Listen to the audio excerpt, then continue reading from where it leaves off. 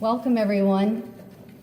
Thank you so much for joining us today. I'm Marianne Murphy-Zarzana, and I teach at Southwest Minnesota State University, where I direct the creative writing program. I am honored and delighted to moderate this Philip Dacey tribute panel. Phil was a dear friend and a mentor.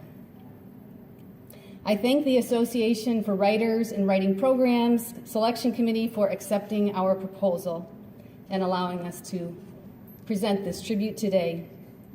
First, I will present an overview of Philip Dacey's life as a poet, then introduce our four panelists who knew Phil and will read selected poems of his, as well as offer reflections on his significance in their lives, his students' and colleagues' lives, and in the world of poetry.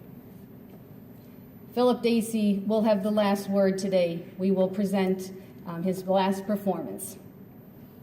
Philip Dacey, a prolific poet and inspired teacher, is the author of 14 books of poems. Most recently, The Ice Cream Vigils, Last Poems by Red Dragonfly Press, 2019, published posthumously, and it's available for purchase after the panel and online. 3 of Dacey's books were published by major university presses with renowned poetry series: How I Escaped the Labyrinth and Other Poems, Carnegie Mellon University Press, 1977, The Boy Under the Bed, Johns Hopkins University Press, 1981, and Night Shift at the Crucifix Factory, University of Iowa Press, 1991. His other books include Church of the Adagio, Rain Mountain Press, 2014, Gimme 5, which won the Blue Light Press Award in 2013, Mosquito Operas, New and Selected Short Poems, Rain Mountain Press, 2010, Vertebrae Rosaries, 50 Sonnets, Red Dragonfly Press, 2009, The New York Postcard Sonnets, Rain Mountain Press, 2007, and The Mystery of Max Schmidt, Poems on the Life and Work of Thomas Eakins, Turning Point Books, 2004. In addition to the 14 books, Dacey also published 6 chapbooks. His work has appeared in numerous anthologies, including the Book of Irish American Poetry from the 18th Century to the Present, University of Notre Dame, 2007. With David Jauss, one of our panelists, Dacey co-edited Strong Measures, Contemporary American Poetry in Traditional Forms, Harper and Row, 1986. For more information about Phil's work, please visit his website, philipdacey.com. Born and raised in St. Louis, Dacey earned degrees from St. Louis University, BS, Stanford University, MA, and the University of Iowa, MFA.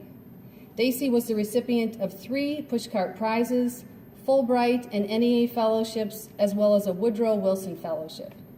The father of 3 grown children, Emmett, Austin, who is with us today and will read, and Faye Dacey.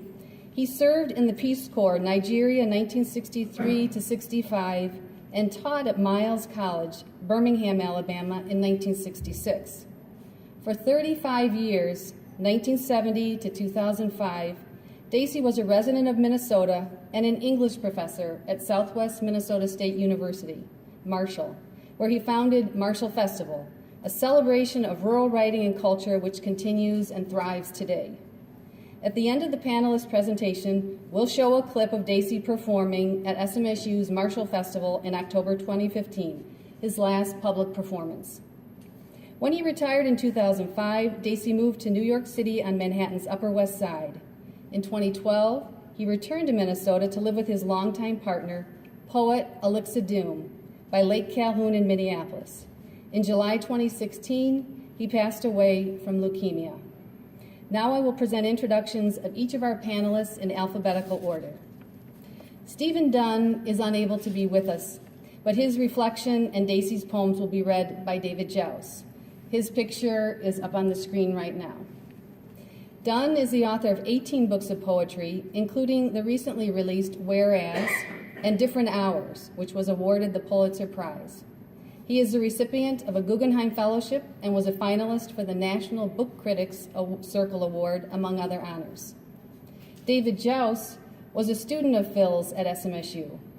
He is the author of 3 books of short fiction and most recently Glossolalia, New and Selected Stories, 2 books of poetry, and a collection of essays on the craft of fiction, Alone with All That Could Happen. He is also co-editor with Philip Dacey of Strong Measures, Contemporary American Poetry in Traditional Forms.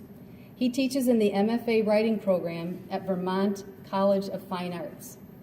Susan McLean is a poet, author of 2 poetry collections, The Best Disguise and The Whetstone Misses the Knife, translator of selected epigrams by Marshall, and the author of a chapbook, Holding Patterns. Her work has appeared in Calliope, Atlanta Review, The Formalist, Iams and Trochees, Ariane, Measure, The Classical Outlook, Literary Imagination. She writes in the field of formalism and teaches at Southwest Minnesota State University. This past Thursday, one of Susan's poems was selected by journalist Nicholas Kristof out of almost 1,700 poems for his New York Times column titled, "To Reject Trump the Perverse, Poets Wage a Battle in Verse." Biljana D. Obradovic, a Serbian-American poet, has authored 3 collections, the newest of which is Incognito, which is available today. Translated authors such as Gary Kunitz, Weigel, Darashlowitz, Osandare, Milanovic, and the new anthology, Cat Painters of Serbian Poetry, which is also available. She teaches at Xavier University of Louisiana in New Orleans.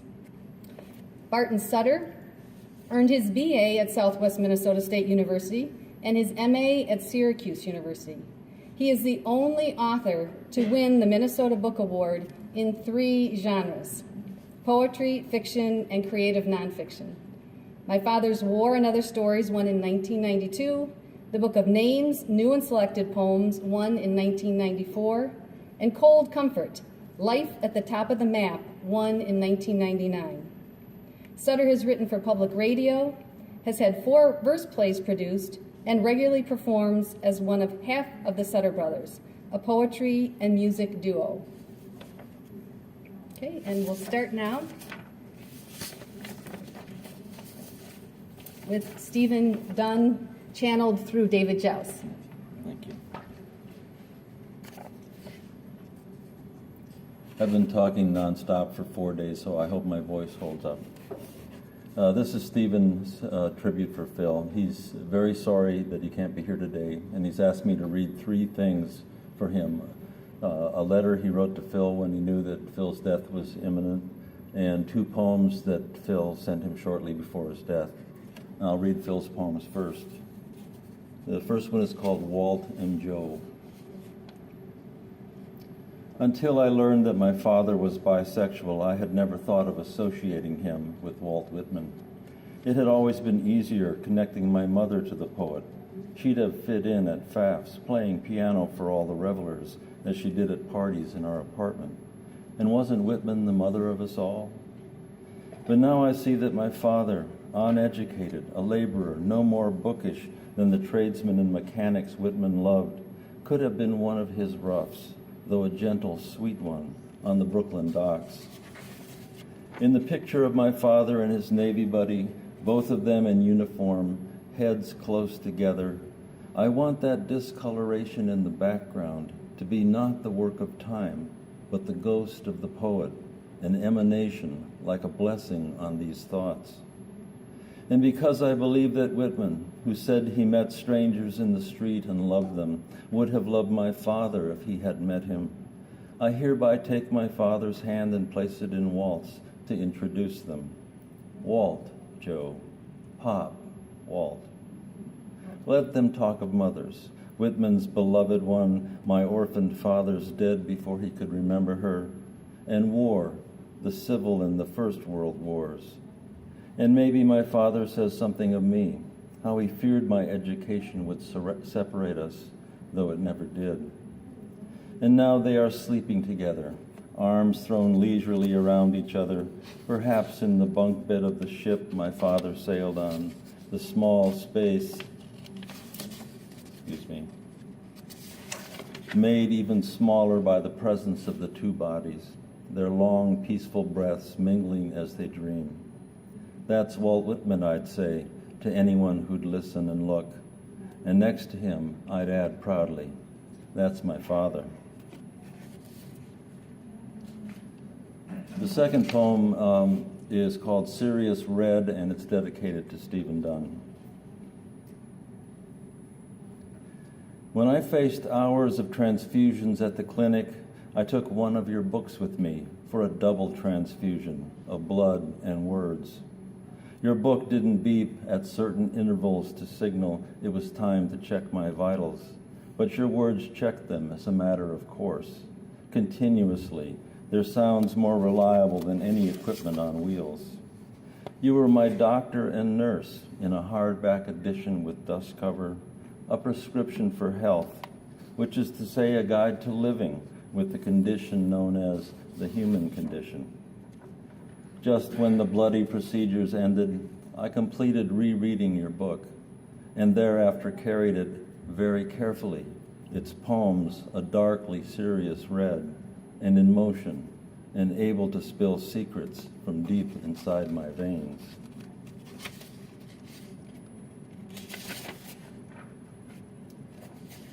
And this is the letter that Stephen wrote to Phil in March 2016. Dear Phil, I guess it's nearing the time when certain things need to get said. First from our days at Southwest, then the long spatial but only in miles separation, and then a renewed closeness when you were in New York City. You have always been a person of great importance to me.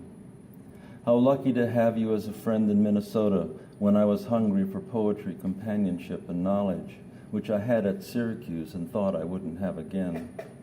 And there you were, better educated than I, and such a fine fellow, however Catholic tortured. And how we hit it off right away, and would have hit it off even better if Florence and I had gotten along. All that's history now, but significant to me. I know I would not have become the poet I think I am without your presence as a poet and a man. I especially love how you embraced Barbara after my divorce, and our times together in New York, our dinners and trips to Juilliard, and our many discussions about women and ideas, and how Barbara came to know your worth to me, and finally to her. So time is on my mind, almost 50 years of it. The intelligence you have brought to my poems over the years has been invaluable. I will miss it terribly. Your best poems, the long ones in particular, will be your afterlife, and I will do my best to keep them alive. I'm also pleased how much I've come to like Alexa, and doubly pleased by her love and admiration for you, and how she has enriched for you these last few years. No need to respond to this. Just wanted to get some things out before they turn into elegies. Thank you for your years of attention and kindness. Love, Stephen.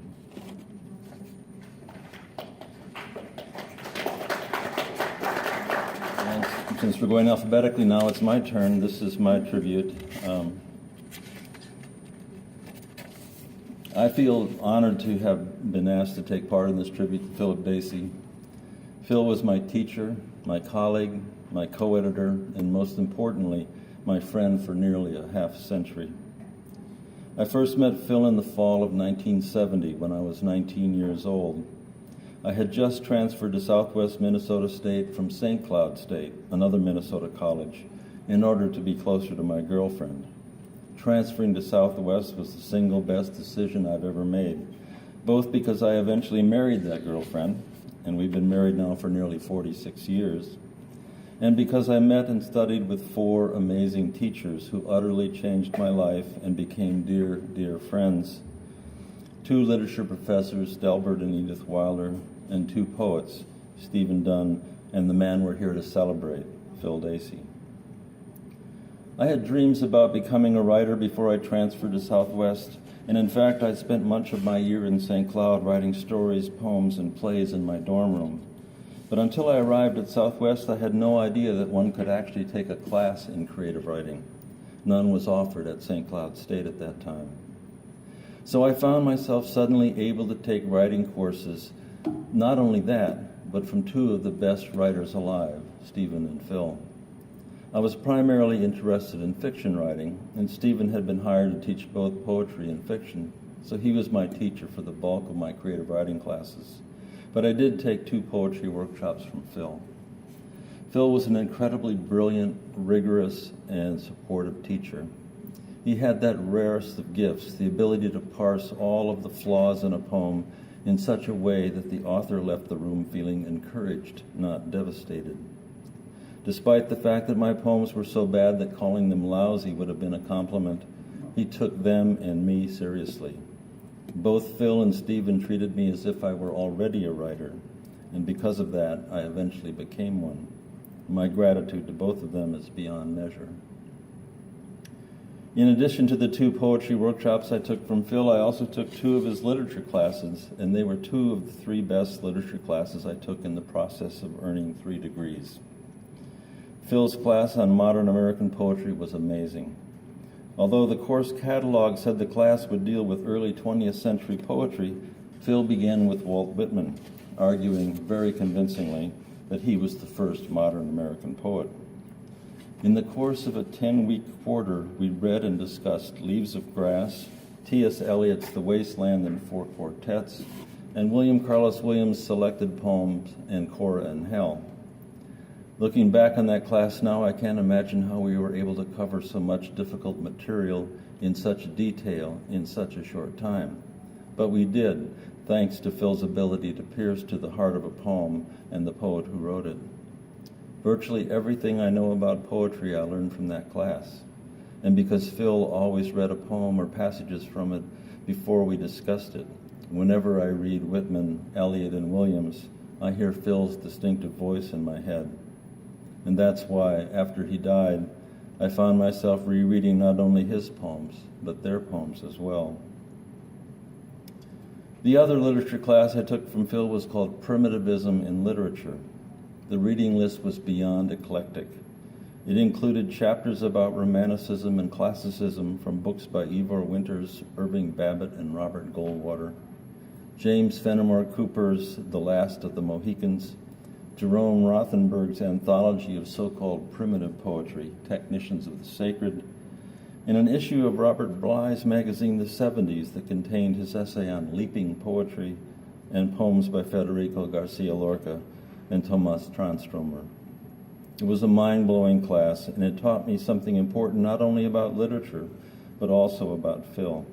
It taught me that the same man who loved Whitman perhaps more than any other poet, and who was known to begin his poetry workshops by leading his students outside to howl at the moon, was somehow at the same time an ardent classicist like Winters and Babbitt. As Bart Sutter will testify, Phil was the kind of person who could bring contradictory ideas and attitudes together into a kind of complementary balance that enriched his writing and his teaching and his personality. Like his beloved Whitman, he didn't worry about contradictions. He, too, was large and contained multitudes.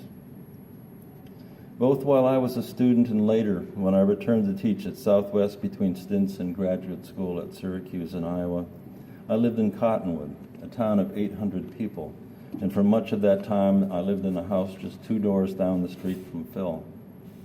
We spent a lot of time together, both at his house and mine, and we carpooled to and from Southwest and played racquetball together. Phil had treated me like a friend from the first time we met, but in the years we taught together, we became very close. We shared everything we wrote with each other, both then and for many years afterward. It still amazes me that he asked an absolute beginner like me to critique his work, and I can't help but suspect he did so, just so I wouldn't be too embarrassed to ask him to critique mine. Phil and I were colleagues at Southwest for 3 years. During my final quarter there in the spring of 1977, he shocked me by asking me to help him edit an anthology of contemporary American poetry in traditional forms. I was shocked for 2 reasons. First, up until that time, Phil had been predominantly a free verse poet. Barely 1/10 of the poems in his first book, which came out that spring, were formal. I don't know which came first, the desire to create the anthology or the desire to write more formally, But it's clear that his work on strong measures led him to write more formal poems. Nearly half of the poems in his second book, published just 4 years later, employed rhyme, meter, and/or traditional forms. The second reason I was shocked by Phil's request was that I was the world's most unlikely choice to co-edit an anthology of poems. I'd never edited anything outside of a grocery list before. I had a master's degree in fiction writing, not poetry, and at that time I had published all of 4 poems, none of which was in a traditional form. What's more, Phil and I often disagreed about the quality of poems we read. As it turned out, that fact was the main reason he wanted me to edit the book with him. He said that together we could make a more wide-ranging and balanced anthology than he could make alone.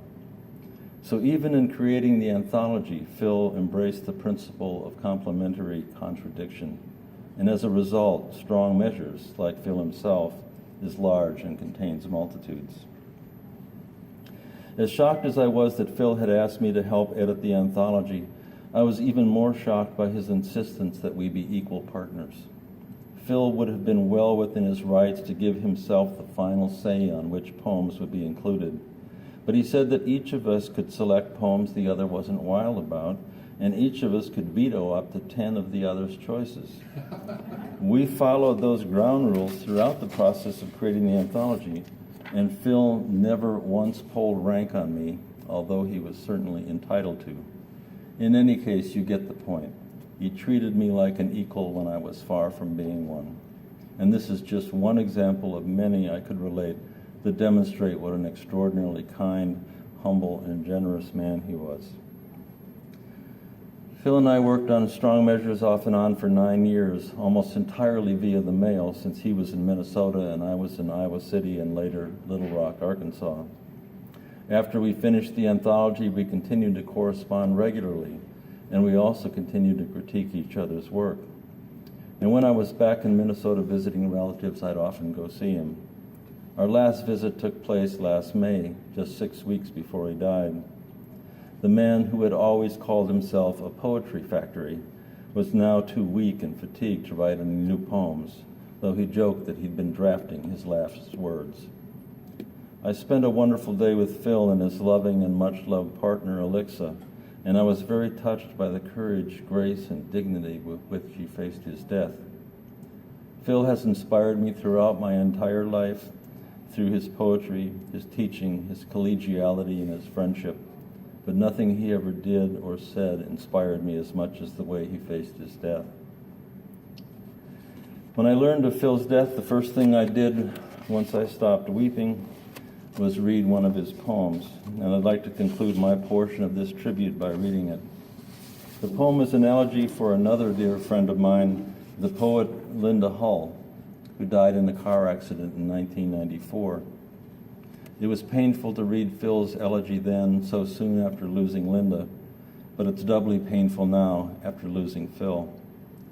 In the poem, Phil describes reading Linda's poem, Little Elegies, in an attempt to resurrect her in a way. Then imagine someone reading one of his books after his death as a way of keeping him present. I offer Phil's poem today both as a way of keeping him present and as a way to encourage you to read his extraordinary work. The poem is titled Elegy in the Present Tense. As I read Linda Hull's words in memory of her shortly after the accident, an attempt to resurrect her in my attention to her attention to language, I imagine how someday someone will read mine just after my death, picking up one of my books as a way of marking the loss, of keeping me present in the line like a carefully exhaled breath.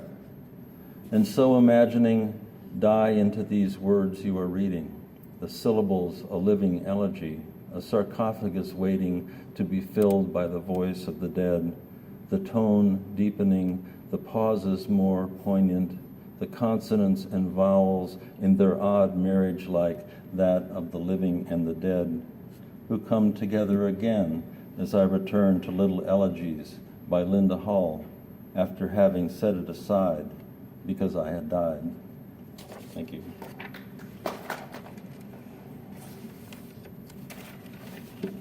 For 28 years, I knew Phil Dacey, first as a colleague, then as my poetry mentor and role model. He started me writing poetry again after a hiatus of 19 years. First, I knew him as a poet, and I was startled by his candor about personal experiences that seemed to me too private for most people to want to write about. Later, I found out that many of these experiences he wrote about were fiction or a mix of fact and fiction. He appropriated the fiction writer's right to make things up about himself, about those closest to him, about famous writers.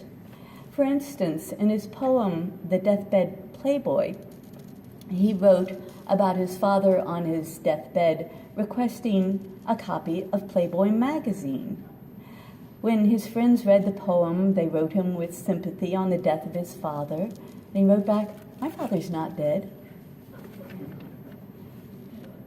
You never knew which facts were autobiographical and which he had invented. But it wasn't lying, it was mythologizing. My favorite poem by him is about the death of his sister Joan, and it's dedicated to his brother Owen, who is known as the dancing policeman of St. Louis because he was filmed by candid camera with his ballet-like gestures directing traffic. North Broadway and Grand. Oh, when she died, he was the traffic cop again, the ballet dancer, so gracefully threading a city through his hands. Only this time, he was there at the crossroads to lead her home, his sister, through the deepening dark. No light but that of his presence. His only uniform, the look he gave her. As every move he made, the whole rushing hour long, signaled he was close enough to her to die himself. Quote, "The most difficult corner in the city, the most expensive equipment, couldn't manage it," unquote. Put Dacey in, and the human touch eased the knot, jam, block, and everyone got home safe. Everyone. As far as I know, that's factual, but the style is not of the documentary, it's operatic. I was not the only poet he mentored. Marianne Zarzana, Leo Dangle, Elizabeth Blair, among his colleagues, Dana Yost and many of his students, also got his knowledgeable, erudite, insightful comments, and especially his ability to appreciate what the poet was trying to do without trying to make it approximate what he would have done if he'd been writing the poem. He was equally at home in free verse and in form, and he was a pioneer of paying attention to form in strong measures. I had stopped writing poetry because I loved form, and I was getting such universal condemnation and rejection by everyone when I was trying to write poems in form that I eventually gave it up rather than switch. But he encouraged me to start again and offered to give me feedback on anything I wrote, so I did. He was a strong critic of trends in poetry, able to make fun of them and laugh at them, as in this next poem of his called The New Love Poem. The New Love Poem is known for its honesty. The New Love Poem says, "I don't love you." The New Love Poem remembers the old love poem in which a woman's body was compared to the entire world. The new love poem tries not to feel superior to the old love poem. The new love poem can live on a steady diet of bitter fruit. The new love poem thinks sweets are for children. When the new love poem sleeps, it dreams of getting old, of shriveling to a chrysalis, of something with wings and color so loud it talks, emerging to thrill someone who doesn't know any better and doesn't want to. This poem is one of the keys to the duality of Phil's character. He was very much a both-and kind of person. You can hear the cynicism in the poem, but also the attraction to romanticism. And these two opposites are equally true at exactly the same time. In his life, he was often ascetic and self-denying. He exercised regularly, ate a reasonable diet, and would often give up things like watching movies or reading novels. And yet his poems celebrate sex frankly and with humor. For instance, he has a collection called The Condom Poems, written from the point of view of condoms. I heard him once described, before I knew him, as a terrible reader of his own poetry because he was so nervous. But he made the effort to memorize his poems, to get comfortable with them, and to try to become a virtual poetry jukebox so that he could recite any of them in any order when requested. Even the title of his last book, The Ice Cream Vigils, combines a physical love of pleasure in the ice cream with an almost religious self-control in the vigil. And he faced death with the kind of acceptance and yet determination to enjoy every minute that was so characteristic of him. He was generous and supportive of his friends to the end. In that last book, he has a villanelle called The Lifeguard that was probably inspired when he was jogging around Lake Calhoun, as he tried to do every day. But we'll never know for sure whether what he describes in the poem really happened or whether he made it up. The Lifeguard. Gray day, the water all ice, no swimmers there. The beach deserted as I come running by, but someone's sitting in the lifeguard's chair. I do a double take, slow down, and stare. He's a still, dark silhouette against the sky. Cold gray day, the water's ice, no swimmers anywhere. Although the hand of someone gasping for air is not about to wave and catch his eye, there's someone sitting in a lifeguard's chair. The Prince of Ice, Lord of the Land of Despair, or, off-season, someone missing work, his perch on high, now that the snow's back, no swimmers anywhere. Or maybe it's himself he'd save, aware of ways men drown that aren't so watery, and so he's come to try the lifeguard's chair. And now I think I know him, as in a mirror, alone and distant, at a remove. So sit I. Cold gray day, the water's ice, no swimmers there, though someone's sitting in a lifeguard chair. I feel I'm still in a dialogue with him, and reading that poem inspired me to write the following poem that's dedicated to him. It's called From the Chair. At my first job, I sat on high all day, trusted with guarding lives, yet at a cost. Vigilance, sunburn, boredom, meager pay. I rescued no one, but no lives were lost.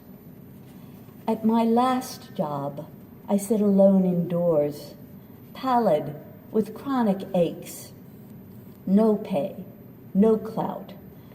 Seeing the afters follow the befores.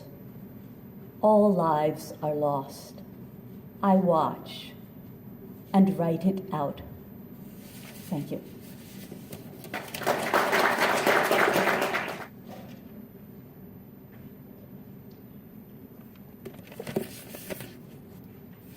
Hi. I lived in Minnesota for 4 months after Katrina, thanks to the University of Minnesota. So I feel like I could be called a Minnesota poet. But I'm so grateful to Phil for asking me to be on this panel. It was, I must say, the most awkward thing for anybody to ask me to do.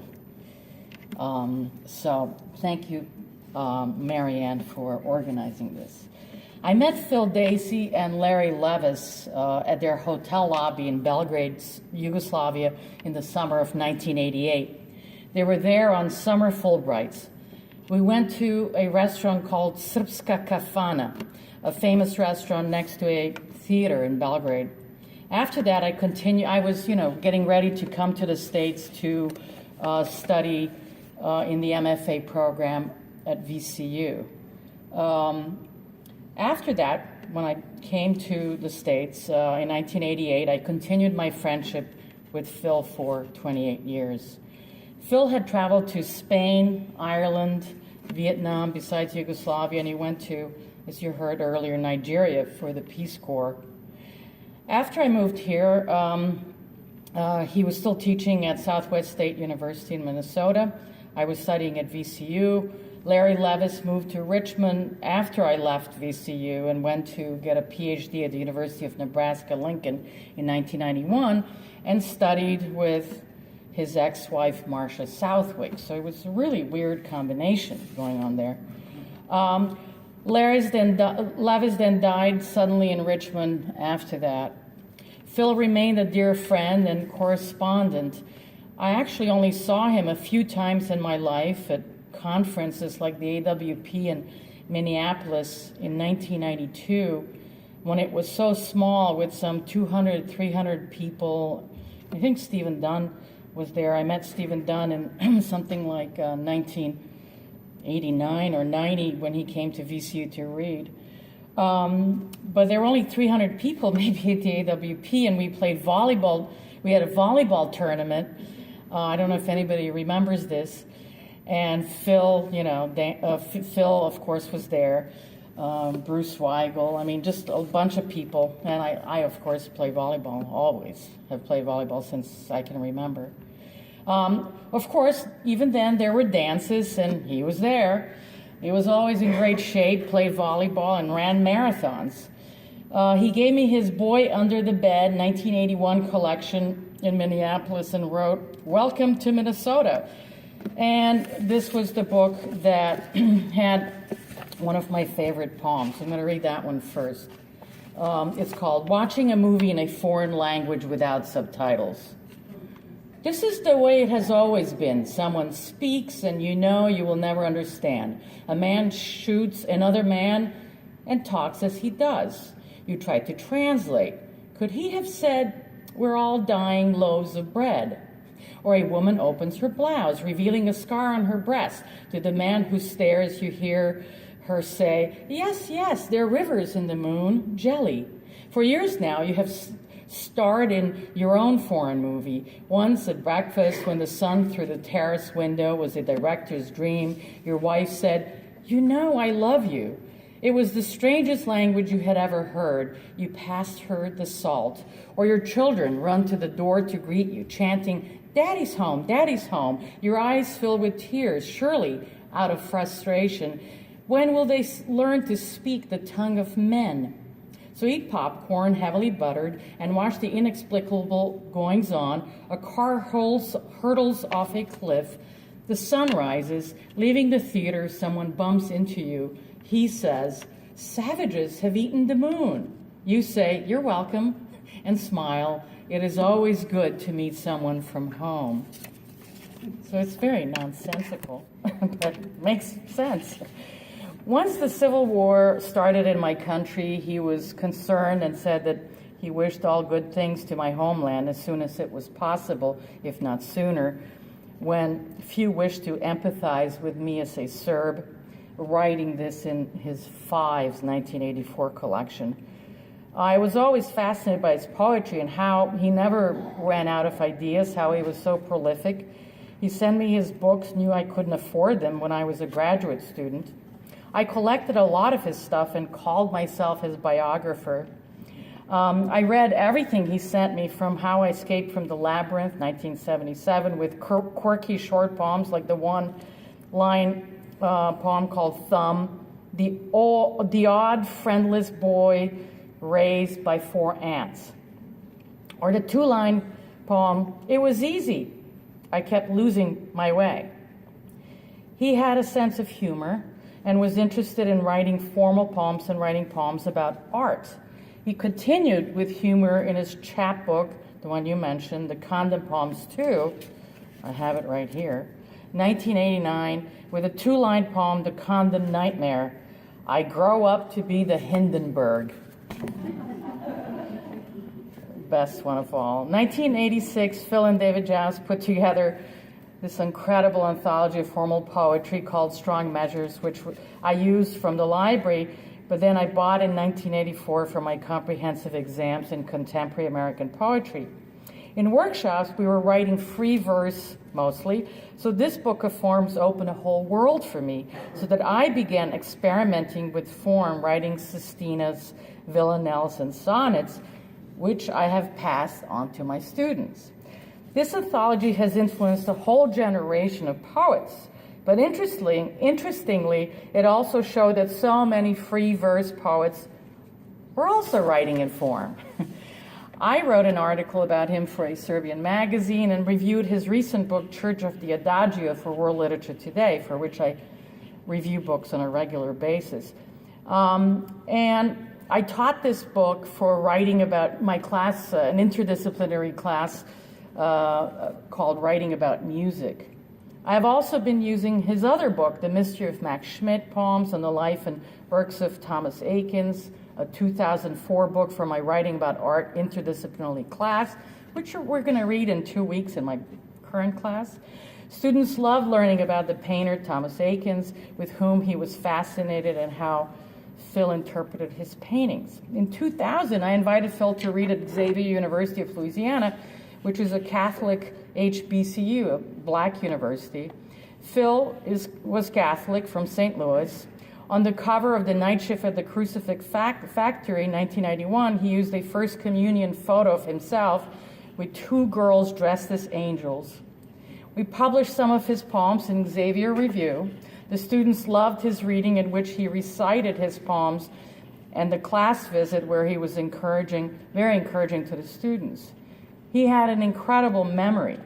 He signed his book and said, for Biljana, she and I tended sheep together, alluding to the fact that in Serbian, that means knowing each other from way back. I used his The Deathbed Playboy, 1999, in my class that semester. This book includes many favorites, like the recorded message. Okay, so I'm going to read that one. Epigraph from Northwest Banks. Your call is important to us. Thank you for holding. Your call is important to us. That is why, although we're not now answering, we will, as soon as possible, answer, provided you keep holding. If you do not keep holding, we assure you we will not answer. Your call is important to us because you're holding, because you are the kind of person who when asked to hold, keeps holding, at least so far. As difficult as it might be for you to believe, not everyone holds. Some stop holding even before we have finished asking them to hold. Some we are coming to suspect take special pleasure in not holding. Lest you begin to doubt us, remember that if we did not intend to answer, we would not let you hold. As you will note, we continue to do. We thank you for holding. We are thanking you now so that later, should you have held long enough for us to answer, we needn't spend time thanking you then for having held. We know your time is important to you, as our time is important to us. Unfortunately, we have none of our own right now to answer you. Finally, let us emphasize that the importance to us of your call is demonstrated by our not answering in this particular way. In fact, this particular way of not answering, when considered from the angle from which we would like you to consider it, can be construed as our way of answering. We hope our answer, such as it is as important to you as your call is to us. So important that you're now ready to hear it again. And, you know, the Whitman-inspired poem also, Walt Whitman's Sunday with the Insane, another favorite. One of many on Whitman in his repertoire, but of several in this collection. He told me that Whitman led him to Aikens. Besides Catholicism, as you said, sex also, art was very important influence to him.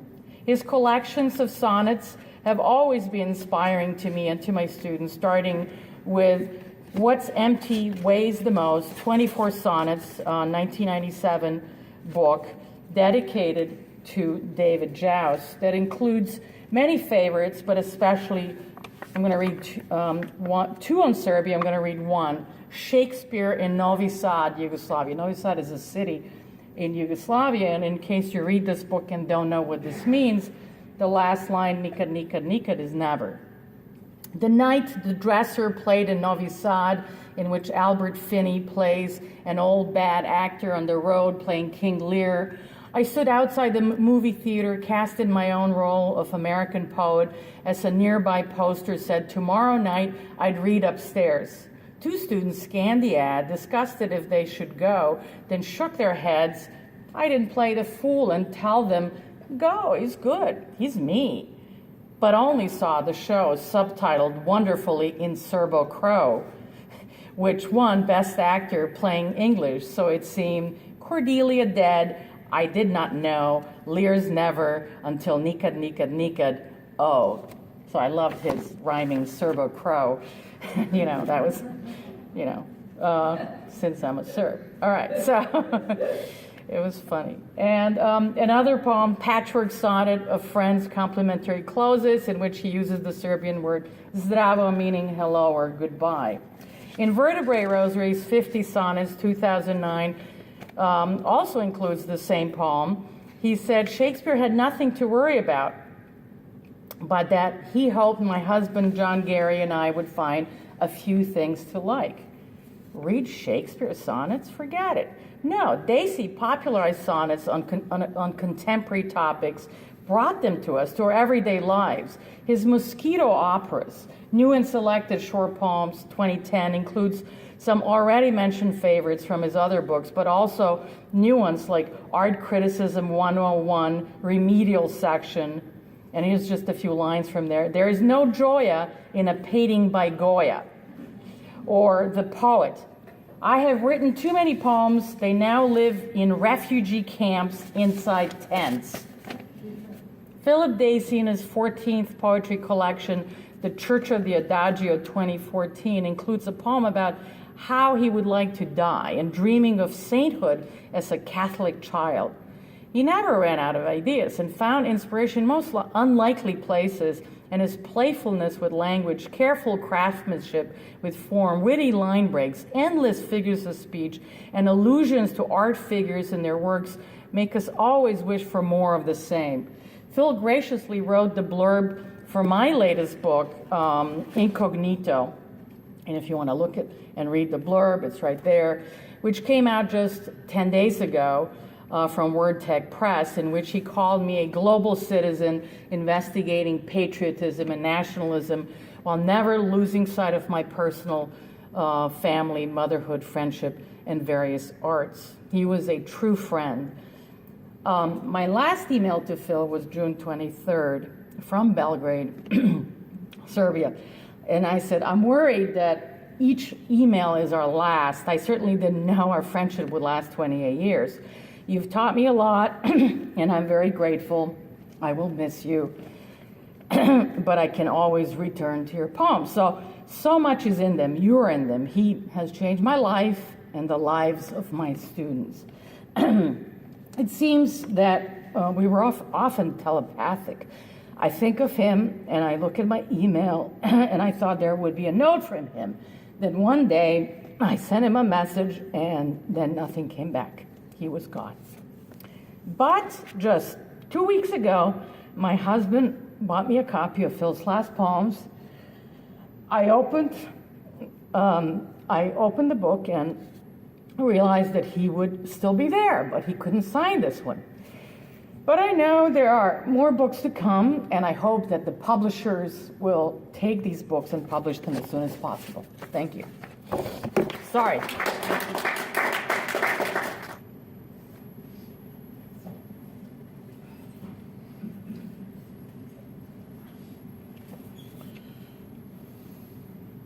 Well, we've all heard a lot of words, not only here, but throughout this conference. I feel we should probably sing a hymn or something to break this up. But I don't know, do Catholics really sing hymns, Dave? No. Okay, so it's out. I met Phil Dacey in my senior year at Southwest Minnesota State, where he had just been hired. Lacking a car, I rode a bike to the village of Cottonwood in order to check him out. On my return trip, a plastic sack filled with poetry books dangled from the handlebars. On my second trip to Cottonwood, Phil loaned me a Glenn Gould recording of Bach's 2- and 3-part Inventions, which remains one of my favorite works of music. I never took a class from Phil, but Southwest State had just agreed to provide a home for Crazy Horse, the magazine begun some years before by Tom McGrath, and Phil had been named the new editor. He needed help, and I was lucky enough to assist him on a work-study arrangement. Watching Phil grow the magazine from an occasional to a regular publication taught me a lot about disciplined passion, introduced me to the work of many contemporary poets, and loosened some of my Midwestern attitudes. He did not shy from straight talk. One day when Phil seemed slightly depressed, I hit him with a blast of Minnesota Nice. "Cheer up, Dacey. The sun's out, it's a beautiful day, the magazine's going great." He gave me a look and said, "Let's make a deal. You don't tell me what to do, and I won't tell you what to do." I was startled by his honesty, and my respect for that aspect of his character only grew through the years. After I graduated and went east, Phil and I began writing back and forth, a correspondence that continued for more than 40 years. Once I returned to Minnesota, our friendship was strengthened by more or less annual visits. Yet, looking back, I see that ours was a friendship mainly fed by exchanging poems and letters. He was, by the way, a terrifying correspondent. I would live with a juicy, generous letter from Phil for a month or two. Guilt would finally drive me to steal enough time to respond, and bang, there'd be a letter back from Phil. I was always behind. Once email arrived, it got worse. But chronic, low-level guilt was a small price to pay for such a rich and fascinating friendship. Phil was always interesting to me.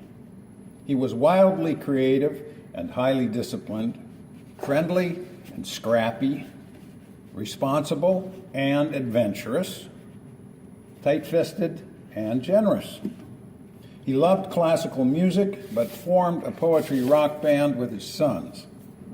He founded a festival of rural writing and culture, but seemed somewhat detached from place. Once, when hosts were showing him the marvelous landscape of the Pacific Northwest, he said, "You know, I'm really only interested in art and people. Let's go back to your house and talk." For many years, he lived in the tiny village of Lind. When he retired from teaching, he moved to Manhattan. He argued with a colleague in theater about who best presented poetry aloud, actors or poets, defending the poet's less dramatic reading. And yet, by the end of his career, his readings were a stand-up act with everything memorized and rehearsed, including the spontaneous comments and gestures. Do you see a pattern here? Oh, yeah. paradox, polarity, dialogue, exchange, oscillation. Of all the polarities that Phil embodied, the most powerful may have been the tug-of-war between his rational atheism and his religious sensibility. He was educated by priests and nuns for 16 years and remained grateful for their teaching. He also engaged in a lifelong struggle with it. I loved to tease him by calling him the most Catholic poet I knew. He protested wildly, but his protests generally collapsed in laughter. No one of my acquaintance has been more devoted to poetry. For many years, he lived like a monk with sexual privileges. He washed his clothes by hand in his bathtub. If you stayed at his house in winter, you kept your jacket on. He could make a Hershey bar last a week, restricting himself to a single square a day. You get the picture? Phil's collections are filled with religious references. Sometimes they even trumpet from the titles, Church of the Adagio, or even better, Night Shift at the Crucifix Factory. But these were later books. His first two books showed signs of Phil's engagement with the mythic sphere, and I was already thinking of him as one of the good young poets of his generation. But his third, Gerard Manley Hopkins Meets Walt Whitman in Heaven and Other Poems, astonished me. My friend had entered so deeply and sympathetically into the life and work of the great Jesuit poet that he was able to invent confessions, meditations, lost letters, journal entries, and convey them in the holy stammer so characteristic of the Hopkins style. Phil Dacey was no Christian. If he had religious truths to tell, he told them slant, often with the dark angels of blasphemy, pornography, and comedy hovering nearby. A sonnet, for example, in which Hopkins confesses how, in a dream, he kissed the cock of the crucified Christ. Or, given the homoerotic nature of both poets, the brilliantly conceived heaven in which Hopkins and Whitman encounter each other and talk, for 20 pages of dramatic verse. Their heaven, what an idea, is a painting by Thomas Eakins, The Swimming Hole, in which the young nude bathers come to life. Shy Hopkins eventually disrobes and naturally gets dunked, indeed half drowned, baptized, in effect, into Whitman's religion of the human body. When I first finished that book, I sat stunned. And from that moment, began thinking of Phil Dacey not just as my friend or one of the promising poets of his generation, but as, quite possibly, one of the American poets. Phil Dacey was no Christian, and yet he was in active dialogue with Christianity, it seems, for his entire life. He was himself a myth maker by nature, inventing new gods and reimagining old stories from odd perspectives and with daring departures. Religions arise in part because we suffer and know that we will die. Ironically, religions themselves wither and die. Creeds are declared by rote, rituals lose meaning, ethics get perverted. When that happens, it takes an iconoclast to crack the shell of habit and dead language to reveal that religion's vivid origins. Phil did this repeatedly with Christianity, and never more effectively than with the feet man.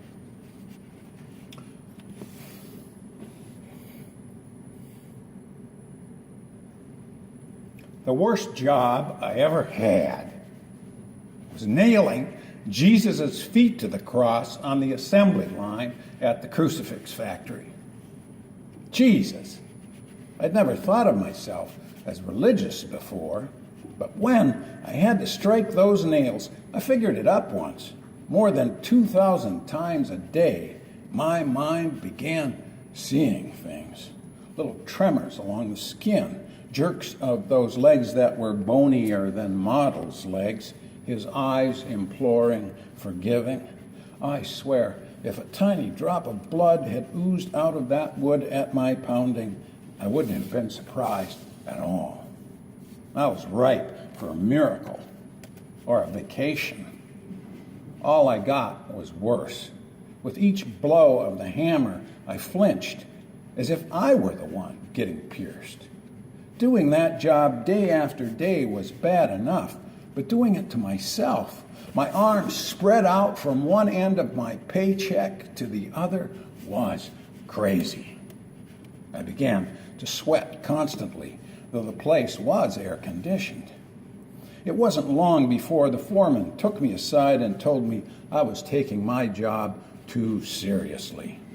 That if I wanted to keep it, I had better calm down. He was right. I pulled myself together like a man and put all pointless thoughts out of my head, or tried to. It wasn't easy. Imagine Jesus after Jesus coming down at you along that line, and you with your hammer poised, you knowing what you have to do to make a living. Thank you.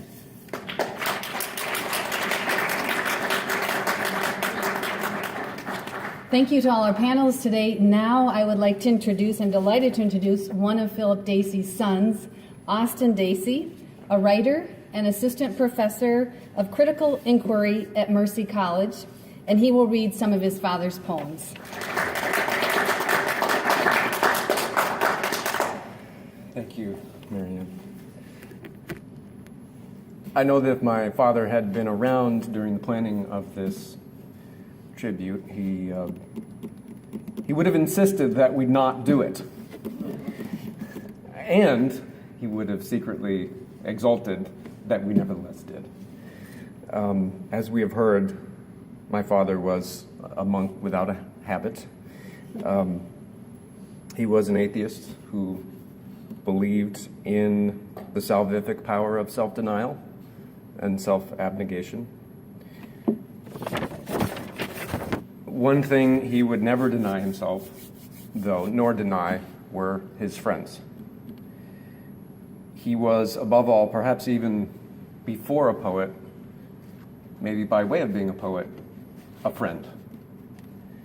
And your presence here, all of you, and these beautiful remembrances are the best testament I could imagine to the truth that a life of friendship is worth it.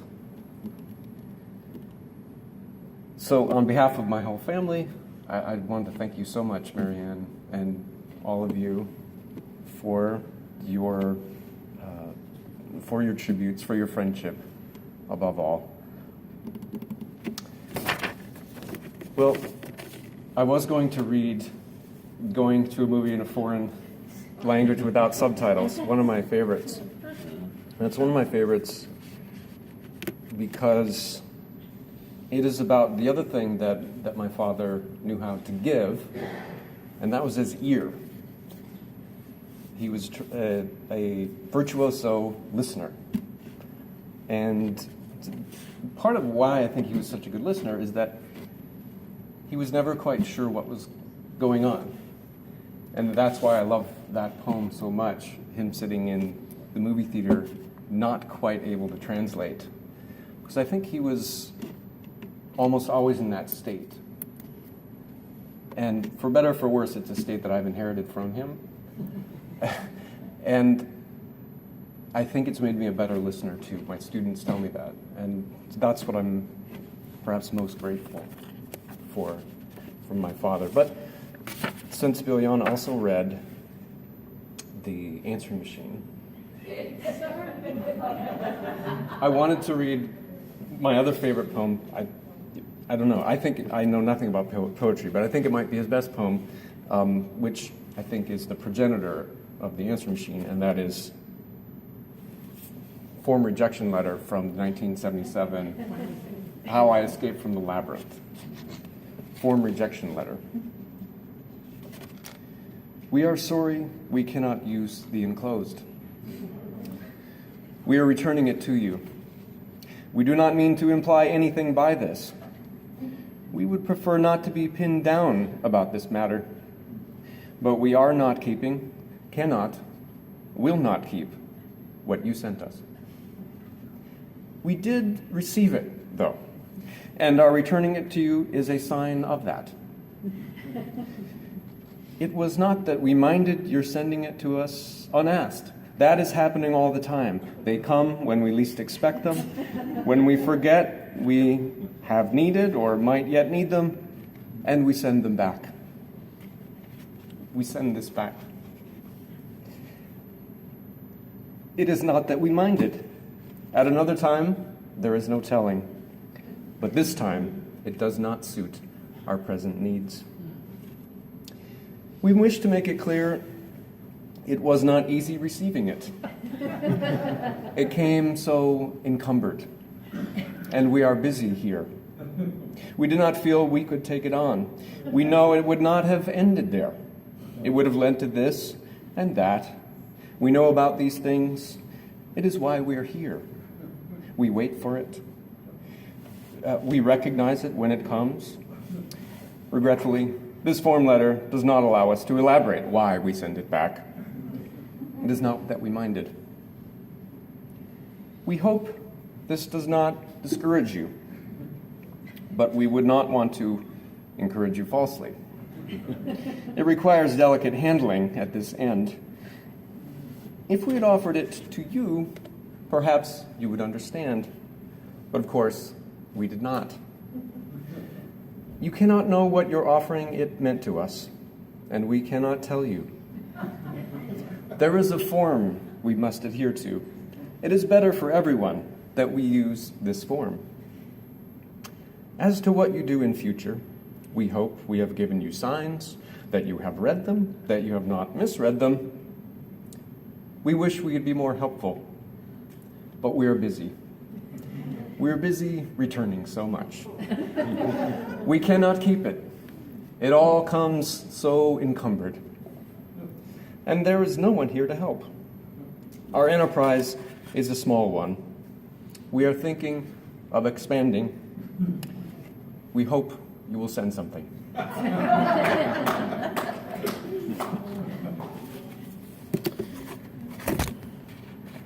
Gosh, how much time do we have, Mary? Go for it. It's your dad. Would anyone else like to share? Well, I You have time for that? You want to show his? Show his poem, and then should we do that sharing? It's your show. Let me just do one more then. Sure. It's a personal privilege.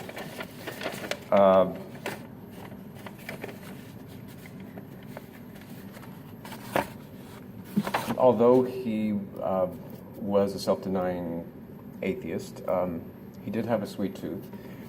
He could make that chocolate bar last for a month easily. And so, Bart, you'll be glad to know that I got revenge on behalf of all of us and on behalf of his non-Catholic self by compelling him to eat a piece of lemon meringue pie on his deathbed. It turned out to be his last meal, lemon meringue pie. The only thing he had eaten in 2 weeks. But not a bad way to go. And that's what this is about. This is the ice cream return. I'm in the place neither hot nor cold, neither light nor dark, after death, a no place. And someone comes and says, because death's daughter is getting married, everyone gets a holiday, 1 hour in some yes place. And mine is back in the ice cream novelty factory where I lasted less than a day in my teens. But now I am happy to be there. Even if I am reliving the worst hour on the assembly line as I snap cardboard cartons into shape and fill them with ice cream bars on a stick while the conveyor belt speeds up and the foreman is watching and scowling, so that when I notice the cuticle on my left thumb has been sliced by the sharp edge of the thin cardboard and drops of blood are falling onto the assembly line as I work. I dare not say anything, nor break my rhythm, but just keep working faster and faster, further wounding the cuticle, from which greater drops splat onto the relentless line until the foreman erupts, shouting about some fudgesicles going down the line with what in the hell can that be, blood on them? And follows the red trail back to my busy hand, whom he tells to get off his line and out of his sight forever. But this time, because I am dead, because I have only 20 minutes left, I do not guiltily acquiesce as I did before, but instead just stand there and tell him how beautiful the blood-stained fudgesicles are, picking one up and beginning to eat it as I speak. Tell him also that he is beautiful, particularly his shouting, which is like an outburst of passion in an opera. That even the flimsy cardboard container feels like love in the hands. And that the endless conveyor belt, that tongue, whispers a prophecy about my coworkers on the line, high school dropouts of various ages and colors, how their lives are burning up. And he, the foreman, should grieve and give them bonuses and raises. But by this time now he is really sore and sounding like an entire orchestra in a pit, and I have gathered up an armful of bloody fudgesicles, which would only have been thrown away anyway, but which I mean to smuggle across the border into the other world, when suddenly I stun everyone in that room by not exiting through the door the foreman points me toward, but evanescing in a way they have seen only in certain movies. Flesh to vapor to nothing. And that as I do, I hope that nothing I am carrying melts in transit, so that I can live forever in death by licking a souvenir from my holiday. Something cold and sweet and bearing the sticky mark of seriousness. My life so handily upon a stick. Thank you.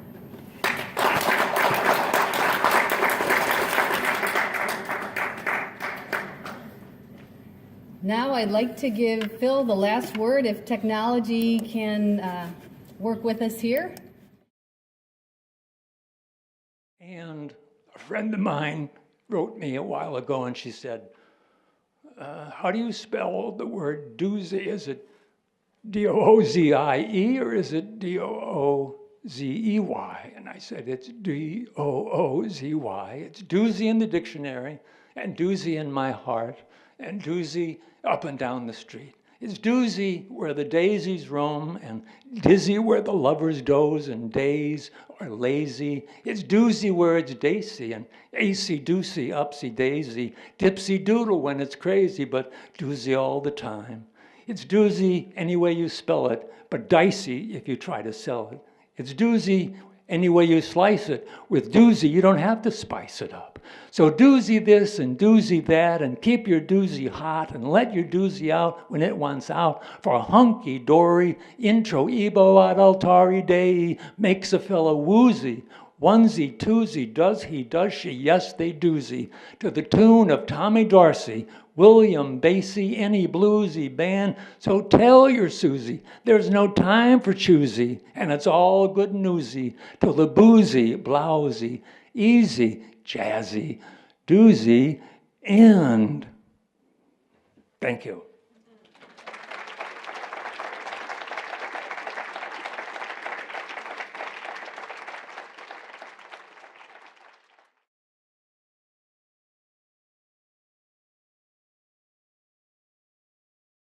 And I just wanted to say special thanks to writer Jim Zarzana, my husband, and to Talitha Black, our student from SMSU, creative writing and history major, for helping to produce this. Is there anybody else who would like to add anything else? If you need to go, I understand it. But the podium is yours if anybody else would like to add reflections. I mean, you're welcome, really. I'm Mary Ann Larkin, and I don't know any of you, but I was a classmate of Philip's at St. Louis University. So I thought maybe I could just say that because I might be the person in this room who knew him when he was youngest. Maybe somebody else does. But I knew him probably when he was 19 or 20. We had modern poetry together and practical criticism of poetry with Father Ong, who gave us so much work that one of the members of our class wrote a funny poem about Ong. It paraphrased Kenneth Fearing's poem, and it ended, Father Ong, Father Ong, Father Ong, because he gave us so much reading. And I was also a counselor in the dorm, and Philip's then little girlfriend, Jenny Wenzel, was on my floor, and we were pretty good friends. So I knew Philip through Jenny, and I knew him in these two classes. And he was much like he is now. I saw him in the 80s when he came to Washington here to read, and I had a nice chat with him. And he said, "Where is Jenny Wenzel?" And I said, "Don't you know?" I couldn't imagine that they didn't know where each other were because they were so close when they were 18 and 19. And he said, "No one knows where she is." And so Jenny was like a little blonde, blue-eyed Cupid doll. And they were very, very close, very, very, very adorable. He was a very nice-looking young man, and he was, if you had to give him one quality, it would be purity, I think. He was absolutely pure. I don't mean sexually, but I mean in his character. He was incorruptible, he was funny, he was studious, he was smart, he was compassionate. He was all the things that you've all talked about today at the age of 18 or 19. So I thought I'd just mention that in case anybody here didn't know him when he was that young. Thanks. And I'm a poet too. Philip was a poet then. He was known as a poet. And there was another poet in our class, Tom Stumpf. Some of you may know him. He had a career at the University of North Carolina, Chapel Hill. And Tom, by the way, also started a rock band, just like Philip started some kind of a band with his kids. So they were a very interesting group of people there at that time. And Father Ong loved us all, and we all kept touch with him. I remember before Father Ong died, I imagine most of you know who Father Ong was. Before he died, he wrote and asked me for a picture of my grandchildren. He wanted to put it on his wall, and I think he kept touch with a lot of his students, and maybe Philip too. So I just wanted to mention that. I didn't know Philip well after those years, but I thought maybe you'd like to hear that reminiscence of when he was very young. Where is Jenny Wenzel? Nobody knows. Google. Jenny will see this video and she'll be in touch with the family or something. Anyone else? Please.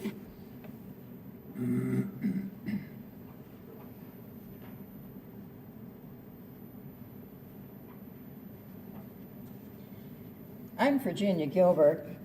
Peter Cooley is over here, and we were colleagues with Phil at the Iowa Writers Workshop. Albert Goldbarth also was one of the colleagues, and we often would meet over at Phil and Florence's Quonset hut. And Iowa City was World War II Quonset hut. And Austin, and you guys were usually in bed somewhere in the back. Your mother Florence often sat behind Phil. We would often sit around on the sofa, usually drinking wine and critiquing the poetry that we brought in. We couldn't get enough of poetry. We started calling ourselves the Underground Poets, and spent many nights in your Quonset hut. I don't know if you have fond memories of that or not, but we do. And Albert and I once went up to visit you guys in Marshall, not Marshall, but I forget the name of your town. Yeah, Cottonwood, yeah. And we were walking around downtown near the grain elevators, and we decided we were going to try to do a collaborative poem, and I'd say a word, and Albert would say a word, and your dad would say a word, and then we would go and try to write a poem out of it. And Albert said, "I bet you we can get this poem published." And Albert sent it out, and sure enough, he did. He got it published. So, but we have many fond memories of Phil, and I've seen him over the years at various times, as I know that Peter has, and Albert. So I was didn't really realize he had died until I got to this conference. So I'm very sad to hear that.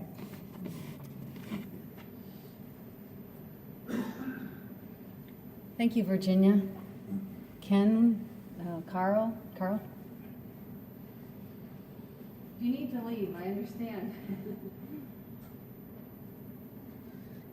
I could talk an awful lot about Phil. He would surprise. Your name? Carl Elder. I'm at Lakeland University. Phil, I invited Phil, I think 3 times to read at Lakeland. But I would just like to say this. One of the greatest honors, nobody'd ever know this if I didn't say it now, was Phil asked me to blurb mosquito operas.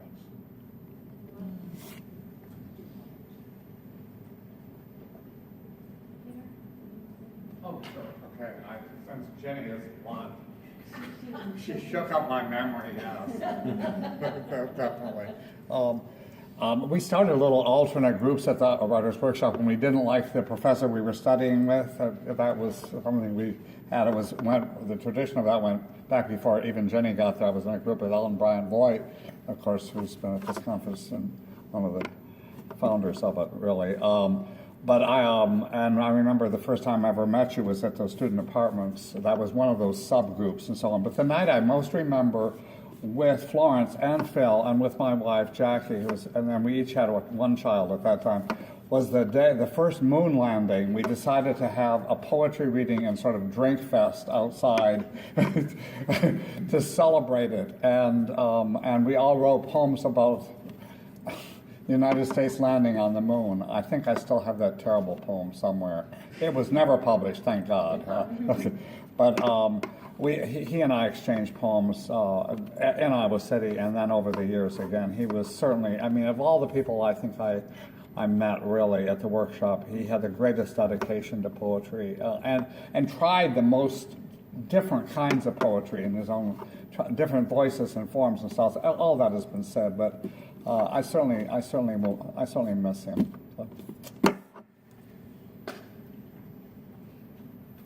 A friend from a different time. I had a book come out in 2006, and asked Phil, who I didn't know, to blurb it, and he was so smart. He said, "Well, send it to me, and I'm busy, but I'll see if I have some time." Meaning that if he liked it, he would blurb it, and if not, so it would go. And he blurbed it and thanked him. And then as my life turned in 2007, 8, I'd occasionally be in New York, and we met. And then in 2009, I was in a relationship till 2012, and we would meet about every 6 to 8 weeks. And my girlfriend would say, "You go out with him more than you go out with me." And we would go. There was a bar, I think, in the Upper West Side that we would go. I want to say the Erie Pub. There was something. It was an Irish pub, and we would go. And he was a good friend. We would the emails that you're talking about. I mean, we would email, and he was quick, and we would go back and forth. And back when Alexa wrote the note that it's like Phil is it's back, and it's going to be a short time. I was waiting, and then there was a time when I wrote to Alexa, "Well, what's going on?" And I immediately got an email back from Phil, and it was like the old times. We'd go back and forth, and he was wonderful with that. And then in that email exchange, we headed one with the word shalom, which I'd never heard from him, and that was like, I knew that was the last thing I'd ever hear from him, and I knew I wasn't to write back. but I guess I got the last word in a sense. I just had this book come out, Trump Sonnets, and he's in the acknowledgement. And I'll just read what I have to say with this, with some other folks. But also I'd like to give a shout out to the late Phil Dacey, good friend and superlative poet. I had a George Bush book out that he really enjoyed, who I wish he was still around so I could send him a copy and hear what he had to say. So, Phil Dacey, thanks for letting me come up, Marianne. Anyone else? Thank you all once again for coming today, honoring and celebrating the life and the poetry of Philip Dacey. Take care. Thank you.